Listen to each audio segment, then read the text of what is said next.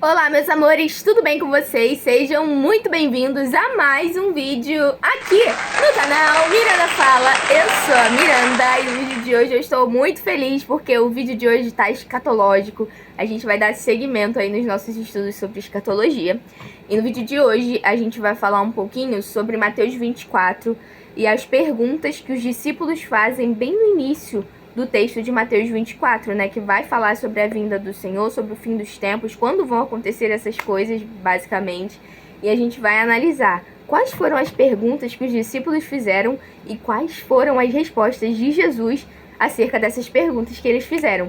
Vamos começar porque tem bastante conteúdo para passar para vocês. Esse vídeo provavelmente eu vou dividir em duas partes, porque senão vai ficar muito longo, então eu vou fazer essa parte aqui, a primeira parte, e depois a gente vai dar continuidade nesse assunto no próximo vídeo sobre escatologia, na próxima semana. Então tô tentando lançar um vídeo por semana aí com um estudo sobre escatologia pra gente estudar junto, beleza? Então vamos lá, né? Abrir a palavra do Senhor no livro de Mateus, no capítulo 24 e no verso 1 até o 3, que vai dizer assim pra gente.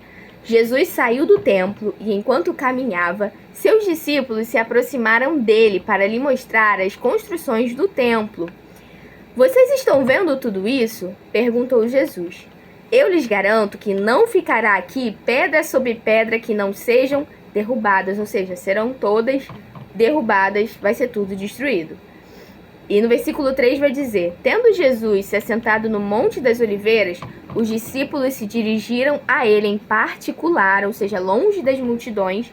Os discípulos se reuniram com Jesus e perguntaram, né, disseram em particular para Jesus: dize-nos, preste atenção nisso, quando acontecerão essas coisas e qual será o sinal da tua vinda e do fim dos tempos? Ou seja, quantas perguntas os discípulos fazem para Jesus nessa parábola?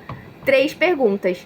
Quando acontecerão essas coisas? Qual será o sinal da sua vinda e do fim dos tempos? Então a gente já sabe aqui que são 3 perguntas que os discípulos fazem para o Senhor Jesus. E o Senhor Jesus vai responder essas 3 perguntas, então por isso que eu tô focando bastante em vocês gravarem, que são 3 perguntas que eles fazem, e o Senhor Jesus vai responder essas perguntas aí nesse mesmo texto de Mateus 24 que a gente vai estudar junto.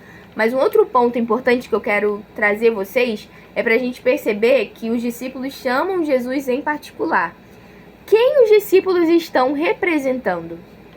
A igreja. Os discípulos representam a igreja de Jesus. Os discípulos somos eu e você, que seguimos a palavra de Deus, seguimos a Jesus, aceitamos e cremos no seu nome.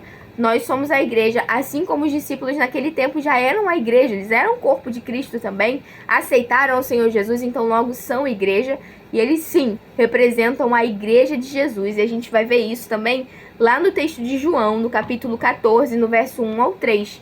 Eles eram igreja da mesma forma, assim como aqui no texto de João 14 eles são igreja, lá no texto de Mateus 24, eles também são igreja. Isso é inegável que os discípulos são a igreja de Jesus. Os discípulos são a representação da igreja de Deus. Então, para quem que o Senhor Jesus estava explicando o texto de Mateus 24?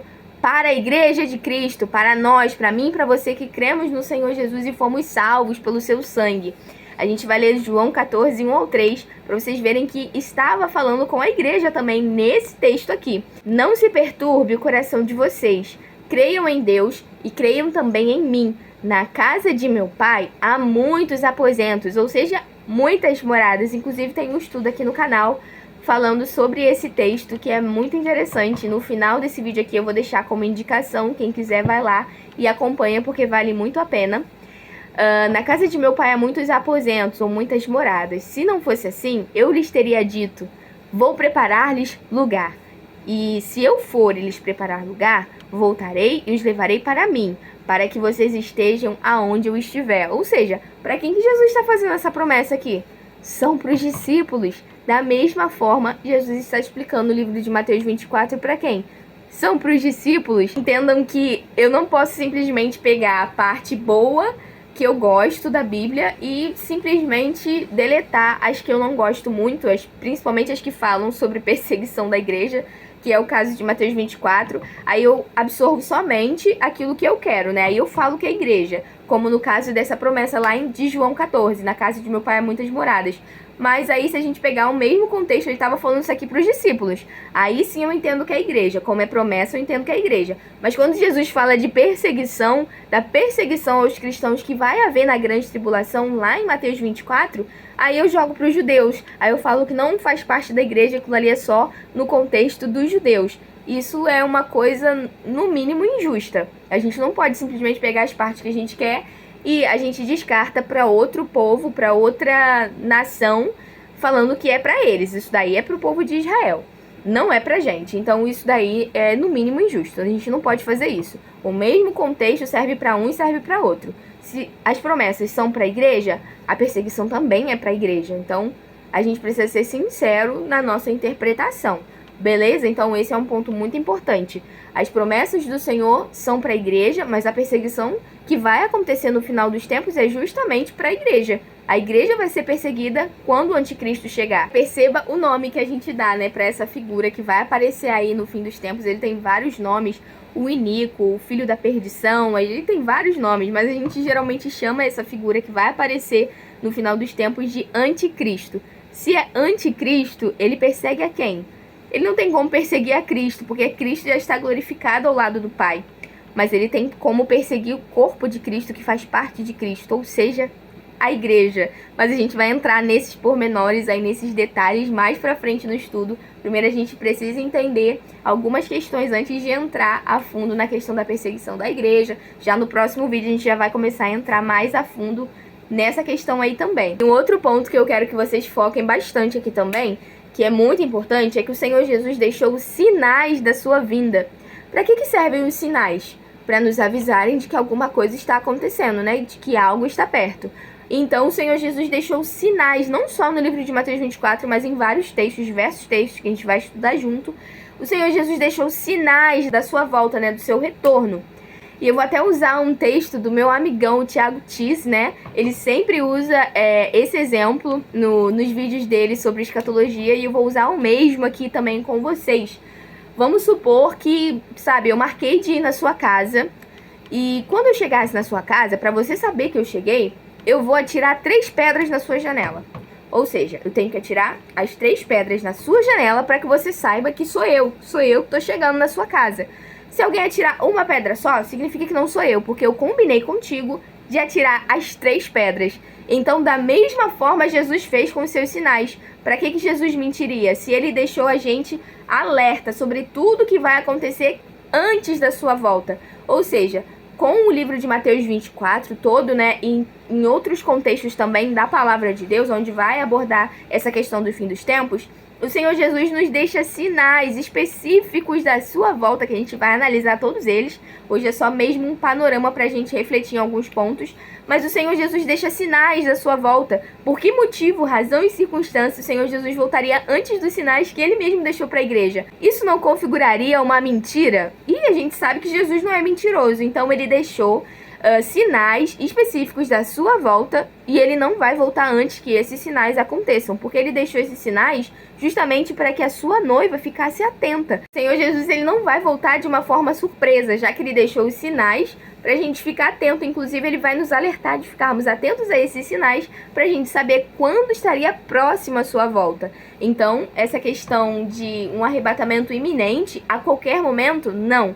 Isso não é bíblico e a gente vai ver mais à frente. Por favor, não me trucidem aqui. Você que não acredita dessa forma, dê uma chance, vamos estudar junto para você ver que faz sentido isso que eu tô te dizendo. O Senhor Jesus não pode voltar a qualquer momento porque ele deixou sinais da sua volta. Ele deixou acontecimentos que vão anteceder o seu retorno, o seu regresso aqui na Terra para nos buscar. Então, não, para os cristãos não vai ser uma surpresa completa. Claro que a gente não sabe o dia e nem a hora, mas a gente sabe o período que isso vai acontecer porque Jesus nos deixou tudo escrito para que a sua noiva ficasse atenta aos seus sinais. E sabe um texto que vai falar exatamente sobre isso? Que existem alguns acontecimentos ainda e a gente vai saber esse período porque a palavra do Senhor nos alerta. Fica lá no livro de Marcos, no capítulo 13, no verso 28 até o 29, que vai dizer exatamente isso pra gente. Aprendam a lição da figueira. Quando os seus ramos se renovam e as suas folhas começam a brotar,